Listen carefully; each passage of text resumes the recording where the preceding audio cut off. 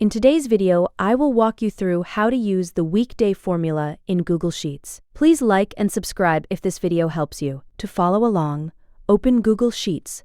Click on the empty cell next to your first date. Then type =weekday and open a parenthesis.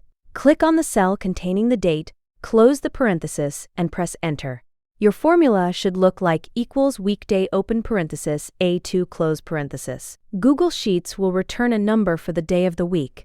By default, Sunday is 1, Monday is 2, Tuesday is 3, and so on until Saturday, which is 7. To apply the formula to the rest of the dates, move your cursor to the bottom right corner of the formula cell until you see the small blue square.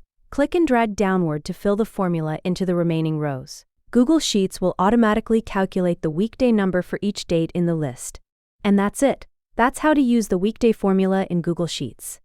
Thank you for watching the video.